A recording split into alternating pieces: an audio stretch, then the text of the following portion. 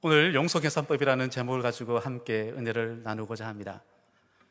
여러분들은 최근에 명절을 보냈는데요, 어떤 뉴스 기사에 보니까 이렇게 표현했더라고요. 여성들이 명절날 보내는 스트레스의 값, 그 스트레스의 값이 돈 1,000만 원을 빚지면 스트레스를 받죠. 그 값과 동일하다, 이렇게 표현했습니다. 여러분, 이번 추석에 빚 좀 많이 지셨습니까? 사랑하는 가족들과 함께 시간을 보내는데도 불구하고 스트레스를 받습니다.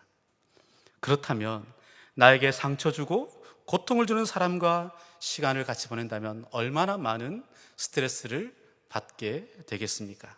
그래서 짜증이 난다, 신경질 난다, 화가 난다, 억울하다, 기분 나쁘다, 속상하다, 꼴보기 싫다, 이렇게 부정적인 감정에 우리의 에너지가 쑥쑥 빠져나가는 것을 느끼게 됩니다. 여러분, 이런 부정적인 감정을 돈으로 계산해 보신 적이 있으십니까?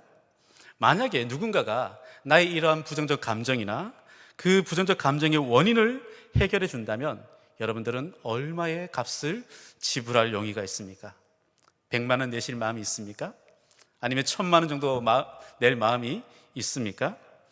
아마 그 감정이 오래 묵은 것이면 오래 묵은 것일수록 우리는 더 많은 값을 지불할 용의가 있을 것입니다. 그런데 반대로 내가 누군가에게 부정적 감정을 제공한 사람이라면, 그리고 누군가가 그 돈을 내면 그 잘못된 것들을 지워준다면 여러분들은 얼마의 돈을 지불할 마음이 있습니까? 우리가 한평생 이러한 감정에 대해서 돈을 매기는 것은 쉽지 않을 것입니다. 그러나 가끔 우리에게 심각한 어려움들이 있을 때에 우리가 이렇게 값을 매겨보는 것은 우리의 반성과 자기 성찰에 큰 도움이 된다고 생각합니다. 특별히 나에게 말과 행동으로 정신적, 육체적, 재산적 피해를 입힌 그 사람들에게 나는 얼마의 값을 지불할 마음이 있습니까? 그리고 그것이 반복되어진다면 여러분들은 몇 번이나 그 값을 지불할 용의가 있습니까? 베드로는 이것을 이렇게 성경에서 표현하고 있습니다. 주여, 형제가 내게 범죄하면, 형제가 내게 죄를 지으면 내가 몇 번이나 용서하면 되겠습니까? 여러분, 이 베드로의 이 질문에 피해자의 마음이 느껴지지 않습니까? 베드로가 오래 참고 있었던 사람이라는 생각이 들지 않습니까? 21절에 보면 그렇게 표현합니다. 그때에 베드로가 나와 이르되, 그때에 라는 말은 무엇이냐면 베드로가 예수님의 설교를 계속 듣고 난 이후에 예수님의 설교가 끝나는 그 시점에 그때에 베드로가 예수님께 뱉었다라는 거예요. 주여, 내 형제가 내게 범죄하면 내가 몇 번이나 용서를 해줘야 합니까?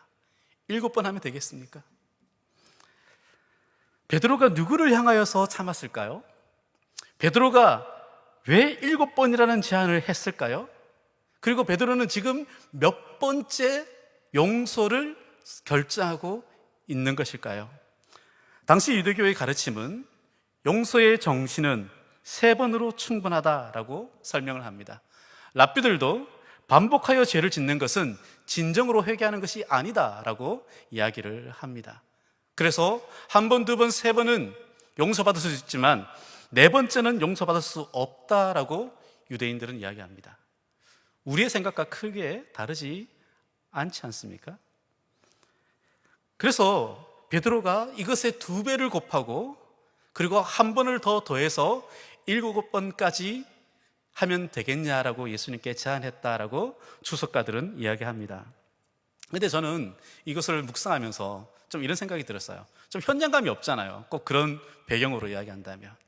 그런데 예수님이 용서에 대해서 설교하시면서 뭐라고 이야기하냐면, 형제가 너에게 죄를 범하거든 너는 조용히 가서 그에게 1대1로 가서 그 죄를 이야기해라. 그래서 그가 들으면 너는 그 형제를 얻을 것이다. 그게 1번이에요. 그리고 만약에 안 들으면 2명이나 1명의 증인을 데려가서 말마다 모두 다 증거를 삼고 그리고 또 이야기해봐라. 이게 두 번째 참는 거예요. 세 번째는 뭡니까? 그래도 안 되면 교회에게 이야기하고, 교회가 말을 해서 안 들으면 세리나 이방인처럼 여겨라. 이것이 세 번째예요. 그러니까 예수님의 그 메시지가 끝나자마자 베드로가 그때에 기다렸듯이, 예수님, 그러면 내가, 형제가 내게 죄를 지으면 내가 몇 번이나 용서하면 되겠습니까? 7번 하면 되겠습니까? 이유가 어찌되었든 방법으로 베드로는 이미 용서를 헤아리고 있었다는 것입니다. 그리고 자신의 계산이 맞는지 예수님께 확인받고 싶어 합니다. 그런데 예수님께서는 굉장히 이례적인 대답을 하십니다. 내게 이르노니. 여기서 내게 이르노니라는 단어는 예수님께서 베드로에게 구체적으로 베드로의 생각과 판단에 대한 예수님의 답을 주시는 거예요. 베드로야, 내가 벌써 7번이라는 것을 계산했니? 너는 누구를 향하여서 지금 7번이라 계산했니? 너는 도대체 몇 번의 손가락을 지금 접었니? 네가 7번이라고 선택했다면 그 7번의 70번이라도 너는 내 형제를 용서해야 된다라고 베드로에게 답변해주고 있는 것입니다. 그러면서 예수님이 제자들에게 비유를 하나 던지십니다. 이 비유는 마태가 아주 정확하고 분명하게 기록해주고 있습니다. 아마 마태가 세리였기 때문에 이 돈으로 용서를 설명하신 예수님의 설명을 너무너무 정확하게 기록했다고 생각됩니다. 만약에 용서에 대한 베드로의 계산법이 7번이라면 오늘 이 비유는 천국의 계산법, 예수님의 계산법이 나와 있습니다. 우리가 이 비유를 좀 더 살펴보도록 하죠. 예수님은 용서의 횟수에 대해서 7번을 70번이라도 하라라고 말씀하시면서, 그리고 갑자기 천국에 대한 이야기를 하십니다. 천국은 그 종들과 결산하는 어떤 임금과 같다. 천국은 그 종들과 결산하는 어떤 임금과 같다라고 이야기합니다. 그러면서 하나님의 이 용서법, 용서 계산법을 설명해 주시는 거예요. 첫 번째 용서 계산법은 용서는 탕감해 주는 것입니다. 한번 읽어볼까요? 용서는 탕감해 주는 것입니다. 이 비유에는 임금에게 1만 달란트, 10,000달란트를 빚진 종이 등장합니다. 빚은 반드시 갚아야 하는 것이죠. 문제는 이 종에게 그만한 돈이 없다라는 것입니다. 그리고 임금은 그의 몸을 팔고 재산을 팔고 아내와 그 자녀들을 팔아서라도 그 빚을 받을 자격이 있는 거예요. 그런데 이 종이 그 앞에 엎드려 절하면서 내게 참으소서, 다 갚으리이다 라고 이야기합니다. 생각해보면 한 개인이 10,000달란트를 빚질 수가 없습니다. 길게 설명하지는 않겠습니다. 여러분, 한 달란트는 금 34kg이 한 달란트입니다. 그러면 10,000달란트면 금 34kg가 10,000개가 있는 거예요. 그래서 로마인들이, 로마의 병정들이 금 한 달란트를 짊어지고 이동할 수 있었다 그래요. 세금으로 받아가지고. 근데 이것이 몇 명이요? 10,000명이 지고 가는 돈이라는 거예요. 상상이 가십니까? 그러면 다 합치면 34만 킬로그램의 금을 빚진 것입니다. 연이자 1%로 계산하면 1년에 3,400kg의 금 빚이 늘어나는 것입니다. 제가 이 빚은, 이 이자는 빼도록 하겠습니다. 빚은, 오늘 용서에 대한 설명 가운데 보면 빚은 어쩌면 이 1만 달란트는 죄의 크기라고 말할 수 있을 것이고 1만 달란트는 죄의 횟수라고 말할 수도 있습니다. 여러분, 빚 앞에서는 모두가 간절해지는 것이죠. 여러분, 빚 져보셨습니까? 은행에서 빚 갚으라고 독촉을 받아보셨습니까? 빚 앞에는 모두가 간절해집니다. 그래서 이가 그 왕 앞에서 무릎을 꿇고 갚겠습니다, 나를 참아주십시오라고 이야기합니다. 그러나 왕은 한 달란트도 갚지 않은 이에게 그 모든 것을 참습니다. 불쌍히 여겨서 그 빚을 다 탕감해 줍니다. 이것이 용서입니다. 여러분, 용서는 죄의 크기에 있지 않습니다. 용서는 죄의 횟수에 있지 않습니다. 불쌍히 여겨주고 그 빚을 탕감하는 임금의 마음에 용서가 있습니다. 그래서 예수님 말씀하십니다. 천국은 이와 같아. 천국은 이 빚을 탕감해주는 왕과 같다. 천국은 1만 달란트의 그 죄를 탕감받는 그 순간과 같다. 천국은 1만 달란트의 빚을 용서받는, 탕감받는 그 임금 앞에 사는 삶과 같다라고 이야기해 주는 것입니다. 오늘 성경 35절에 보면 이 임금의 탕감법으로 우리의 죄를 탕감하시고 용서하시는 분이 바로 하늘 아버지다라고 예수님은 이야기해 주고 있습니다. 여러분, 우리가 하나님의 자녀가 되었다라는 것은 바로 이 크신 탕감을 받았다라는 거예요. 이 크신 긍휼과 용서를 받았다는 것을 선언하는 것이 바로 우리가 하나님의 자녀가 되었다라는 것입니다. 우리가 그리스도로 인하여서 긍휼과 용서를 받았다, 그리고 우리가 그 은혜 가운데 매일 살아가고 있다는 선언이 바로 이 탕감받은 것입니다. 여러분, 저와 여러분은 탕감받은 사람들입니다. 저와 여러분은 용서받은 사람입니다. 두 번째 용서 계산법은요, 용서는 잘못된 행동 처리보다 존재를 받는 것입니다. 안타까운 일은 그가 받은 큰 용서를 그가 너무 쉽게 잊어버렸다는 것이죠. 1만 달란트를 탕감받은 종이 그 후에 잠시 나가가지고 자기에게 100데나리온 빚진 동료를 한 사람 만났는데요, 그 사람의 목을 딱 움켜쥐는 거죠.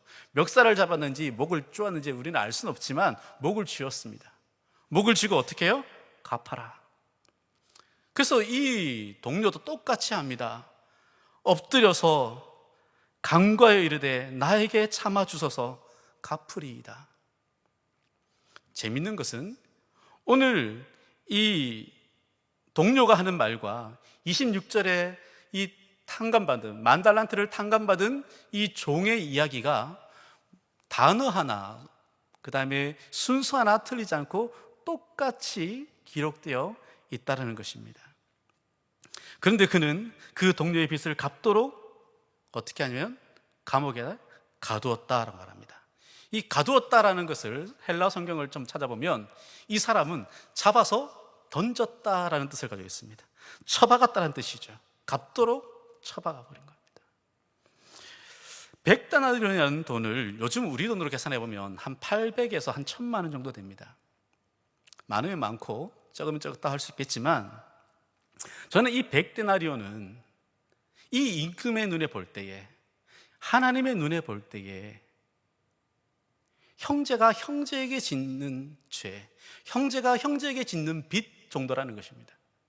우리가 하나님 앞에 있는 그 빚은 1만 달란트인데 형제가 형제에게 짓는 것은 100데나리온 정도라는 거예요. 이 말은 다르게 말하면 헤아릴 수 있는 크기라는 것입니다.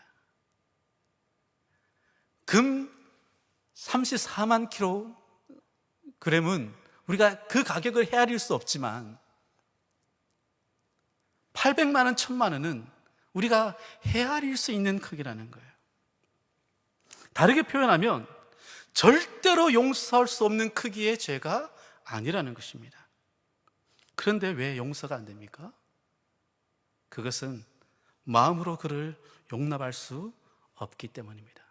35절에 이와 같이 마음으로부터 형제를 용서하지 아니하면 나의 하늘 아버지도 너희에게 이와 같으시리라. 이것은 너희가 용서하지 않으면 나도 용서하지 않겠다라는 조건을 이야기하는 것은 아닙니다. 그러나 너희가 먼저 용서받은 사람이라면 나를 닮아서 너도 용서할 수 없겠니? 네가 용서의 삶을 선택할 수 없겠니? 용서의 삶을 선택해야 된다고 주님이 우리에게 권면하시는 것입니다. 우리가 용서를 가장 잘하는 대상이 누굽니까? 자녀들이죠. 그래서 우리가 자녀들에게 용서할 때 뭐라고 합니까? 다시는 그러지 마라. 제가 우리 아들과 딸에게 다시는 그러지 마라는 말을 수백 번도 더 한 것 같아요. 왜 그렇게 합니까? 재발 방지 약속을 받는 겁니다. 재발 방지 약속. 다시는 그러지 마라. 또 이게 안 통하면 어떻게 합니까? 몇 대 맞으면 정신 차릴래? 안 돼요. 몇 대 맞으면 끝낼래? 이게 뭡니까? 처벌의 절차를 밟는 것이죠. 그 다음에 앞으로 또 그러면 어떡할래? 뭡니까? 배상을 요구하는 겁니다. 아니, 용서해 줄 거면서 참으로 치사하지 않습니까? 제가 우리 아이들을 혼내고 용서하면서 이렇게 치사한 방법들을 늘 써왔던 것 같아요. 그런데 곰곰이 생각해 보면 재발 방지하고 처벌하고 배상 규정을 아이에게 요구해서 내가 용서한 게 아니더라고요. 그것이 내 용서의 전제 조건이 아니더라고요. 나의 용서는 이미 그것과 상관없이 그 아이들의 존재를 내가 용납하고 받아들였다는 것입니다. 용서는 마음으로부터 그 존재를 용납하는 것입니다. 용서는 그 행위를 몇 번 헤아려서 용서하는 것이 아닙니다. 그런데 자녀는 참 쉽게 되는데요, 형제는 잘 안 되더라고요. 형제는 제가 나이가 좀 들면서 제가 같은 형제들이 다 같이 이렇게 크지 않습니까? 그래서 이게 섭섭한 것이 생기니까 이게 잘 해결이 안 돼요. 가서 말하려니까 치사한 것 같고, 말하지 않으려니까 얄밉고, 생각해보면 별것 아닌데 용납이 안 될 때가 너무너무 많은 것이죠. 그러면서 어떻게 해요? 사람이 변하나? 그래, 지난번에도 그러더니 이번에 또 그랬네. 또 그러겠지. 그러면서 손가락을 꼽고 있는 제 자신을 보게 되었습니다. 그러면서 제 마음을 스쳐갔던 한 가지 생각이 있습니다. 용서는 아비의 마음이구나. 용서는 아버지의 심정이구나. 용서는 하나님의 심정이구나. 용서는 내 안에 있는 자본으로 하는 것이 아니라 하나님의 자본으로 하는 것이구나. 용서는 하나님이 우리에게 그냥 하라고 요구하는 것이 아니라 하나님의 자비하심과 용서를 이미 맛본 자로서 용서하라고 우리에게 말씀하시는구나. 사랑하는 여러분, 용서는 우리의 성품이 아닙니다. 우리는 계산하고 헤아리고 따지는 성품이지, 용서는 하나님의 성품입니다. 용서는 하나님의 것입니다. 그래서 제가 10,000달란트 빚진 자로서 주님 앞에 설 때에 용서가 내 머리 위에 있고, 내 어깨 위에 있고, 내 앞에 있고, 내 등 뒤에 있고, 내 발바닥에도 주의 용서가 있다는 사실을 발견했습니다. 달란트가 그 빛나는 금들이 가득한 것처럼 주의 용서가 내 삶을 가득 채우고 있다는 사실입니다. 성경 공부하는 중에 제가 이런 질문을 받은 적이 있습니다. 탕자의 아버지가 탕자를 언제 용서했을까요? 여러분, 탕자의 아버지가 탕자를 언제 용서했을까요? 돌아왔을 때 용서했을까요? 회개한다고 말할 때 용서했을까요? 아니면 돈 쓰면서 고생하고 있을 때에 용서했을까요? 집 나가기 전에 아버지에게 자기 몫을 달라고 할 때 용서했을까요? 이미 아버지는 마음으로부터 그를 용납하였기 때문에 주었고, 그리고 기다렸습니다. 그의 기다림이 바로 이미 용서하신 아버지의 기다림이라는 것이죠. 용납하신 아버지는 그가 돌아올 때에 기뻐하고 잔치를 베풀었습니다. 이것이 아버지의 마음, 아버지의 심정입니다. 주님은 말씀하십니다. 현대를 살아가는 베드로야, 21세기를 살아가는 베드로야, 너는 내 형제에게 3번을 헤아렸니? 7번을 계산하고 있니? 지금 너의 손가락은 몇 번 접혔니? 그리고 너는 누구를 향하여서 손가락을 접고 있니라고 말씀하시는 것이죠. 용서의 횟수를 계산하지 말고, 죄의 크기를 계산하지 말고, 하늘 아버지의 자비하심 같이 너도 그에게 자비할 수 없겠니라고 말씀해 주는 것입니다. 제가 얼마 전에 TV를 보는데 EBS에 인생 파란만장이라는 프로가 있습니다. 거기에 당신은 용서할 수 있나요? 라는 프로그램이 방영되었습니다. 거기에는 서울예고 법인 이사장인 한빛그룹 회장인 이대봉 씨라는 사람이 등장합니다. 이 사람의 이야기는 30년 전으로 거슬러 가는데요, 1987년 1월 달에 그가 뉴욕에 출장에 가 있는데 전화 한 통이 옵니다. 빨리 들어라. 그래서 도대체 무슨 일이냐고 이야기했을 때 당신의 둘째 아들이, 당신의 막내 아들이 영안실에 들어갔다라는 이야기를 들었습니다. 그래서 이분이 비행기를 타고 오면서 서울대병원에다 전화를 했대요. 당신들이 내 아들을 살려주면 내가 30억을 기부하겠습니다. 그런데 들려오는 이야기는 이미 냉장고에 들어갔기 때문에, 냉동고에 들어갔기 때문에 살릴 수 없습니다라는 이야기가 돌아왔답니다. 돌아와서 그 사인들을 살펴보는데 점심시간에 고3 아이들이 2학년인 이 아들을 산으로 데려가서 배를 가격했대요. 여러 차례 가격하는 동안 이 아들은 죽었습니다. 그런데 왜 가격했는지 그 폭행의 이유를 알아보니까 며칠 전 연주회 때, 정기 연주회 때 이 아들이 너무 피아노를 잘 친 거예요. 그래서 이 꽃다발을 38개나 받을 만큼 인기가 좋았고 또 칭찬이 많았대요. 이 선배들이 이것이 시기가 나가지고 버릇을 고치겠다고 산에 데려가서 폭행한 것입니다. 전후 사정을 들은 이 이대봉 씨가 이 분노가 폭발하면서 당장이라도 이 학교를 부셔버리고 싶은 마음에 막 흥분하고 있었답니다.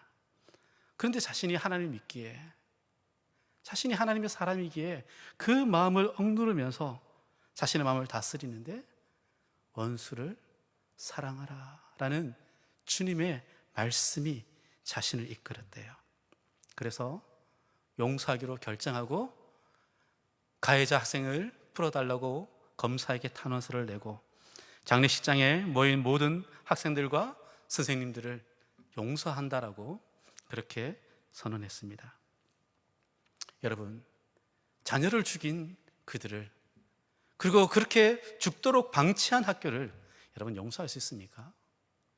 그런데 그분의 용서는 거기서 멈추지 않습니다.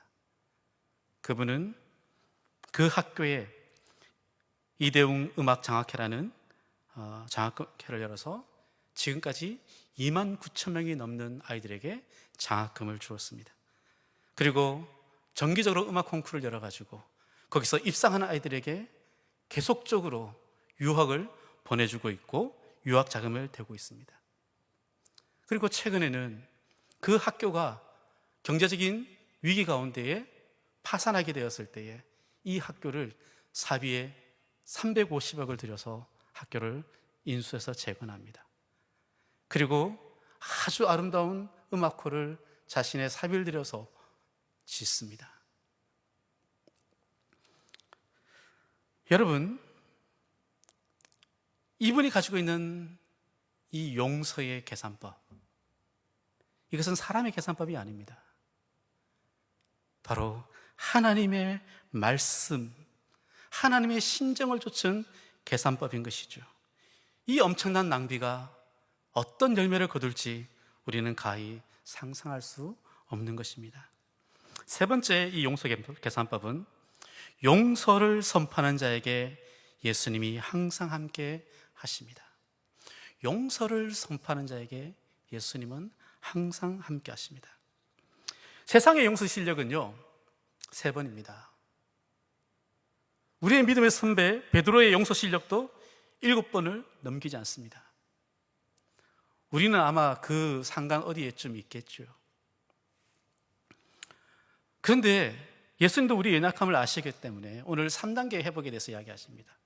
형제가 너에게 잘못하면 너와 그에게 가서 1대1로 이야기해봐라. 그리고 그게 안 되면 증인들 한 명, 2명 데려가서 같이 한번 이야기해봐라. 그래도 안 되면 교회에다 이야기해보고, 교회 말도 안 되면 그때는 이방인이나 세리처럼 그렇게 여겨라. 분명히 이 말씀은 교회가 그에 대한 치리이고 정당한 책망의 말씀을 예수님이 알려주고 있는 것입니다. 그런데 우리가 오해하지 말아야 될 것은 이방인이나 세리처럼 여기라는 말이 마치 지옥의 땔감처럼 그냥 그렇게 버려질 존재라고 치부하지 말라는 것입니다.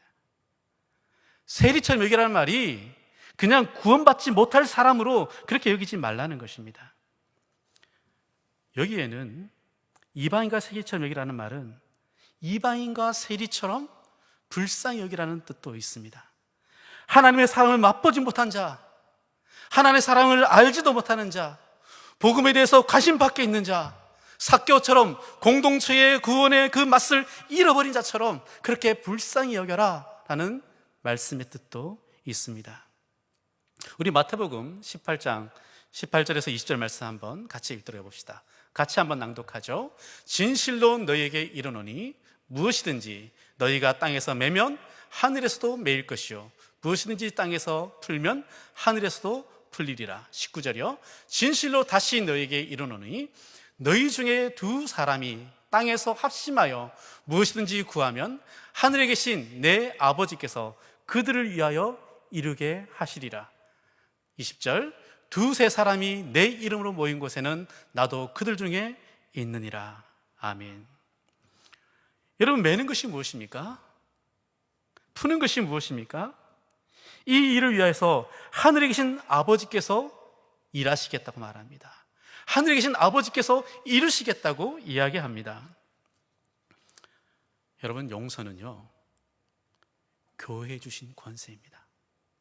용서는 하나님의 자녀에게 주신 특권입니다. 우리 요한복음 20장 22절 23절 한번 보도록 하겠습니다. 한번 읽어볼게요. 시작. 성령을 받으라. 너희가 누구의 죄든지 사하면 사여질 것이고 누구의 죄든지 그대로 두면 그대로 있으리라. 아멘. 여러분, 성령 받은 공동체, 성령 받은 성도, 하나님의 영으로 충만한 사람은 우리가 죄를 사할 권세가 있다는 거예요. 어떻게 우리가 죄를 사하는 권세가 있겠어요? 그러나 그 죄를 사할 수 있는 그 길을 우리가 알고 있다는 것이죠. 그래서 풀어야 하는 것입니다. 2-3사람이 모여서 기도해야 되는 것입니다. 그리스도의 사랑을 맛보지 못하고 하나님의 사랑을 알지도 못하는 이방인 같고 세리 같은 그 사람을 향하여서 우리는 기도해야 되는 것입니다. 그런데 우리의 자본은요, 늘 헤아리는 거예요. 우리의 자본은 별거 아닌 거 가지고 풀지 않는 것입니다. 용서는 우리에게 속한 것이 아니고 하나님께 속한 것입니다. 그래서 하나님의 자본, 교회는 우리 안에 있는 용서 힘을 보여주는 조직이 아닙니다. 여러분, 우리가 얼마만큼 용서 힘이 있습니까? 그렇지 않아요. 교회는 오히려 하나님의 용서의 크기를 선포하는 것이 교회입니다. 십자가 안에 하나님의 자비가 있다고 말하고, 나는 그 자비 안에 있는 구원을 맛보았다고 말을 하고, 나는 그 자비 안에 있는 구원을 경험하였다라고 말하고 선포할 수 있는 유일한 존재가 교회입니다. 사랑의 교회는 세상으로 부름받은 하나님의 백성이자 또한 세상으로 보냄받은 그리스도의 제자다라고 우리는 우리의 사명을 선언하고 있습니다. 오늘 묵상을 적용하면서 우리는 하나님으로부터 용서받은 사람이고 또한 내 형제를 용서하는 제자다라고 우리의 자아상을 써볼 수도 있을 것 같습니다. 2020년 코로나19로 모두가 움츠러져 있습니다. 우리의 용서가 필요한 자가 누구입니까? 우리가 마음으로 풀어주고 기도해야 될 그 대상자가 누구입니까? 그리고 다시 하나님의 긍휼과 자비를 얻어서 그가 하나님의 백성이 되어야 될 세리와 이방인 같은 자가 누구입니까? 원래 대각성에 그들을 우리의 태신자로 품어도 참 좋을 것 같습니다. 우리의 기도와 용서의 선택을 하나님이 이루실 것입니다. 이 선택을 하고 그리스도의 십자가의 복음과 이 용서의 은혜를 그에게 전하겠다고 결정하고 기도하는 우리에게 그리스도께서 함께 하시겠다라고 말씀하십니다. 다락방마다, 가정마다, 훈련반마다 이 무모한 크기의 용서를 베푸신 하나님의 사랑을 경험하고 함께 기도하며 전하겠다고 결정한다면 그리스도의 자비로 충만한, 그리스도의 용서로 충만한 영광스러운 교회의 능력이 매 주일마다 경험되게 될 것입니다. 저와 여러분이 주신 이 놀라운 특권을 누리고 실천하는 주님의 용서 가운데 있는 거룩한 주의 권속들 되기를 주로 축복합니다. 기도하겠습니다. 용서의 하나님, 자비의 하나님, 날마다 우리가 그 용서와 자비 가운데 사는 행복을 허락하여 주옵소서.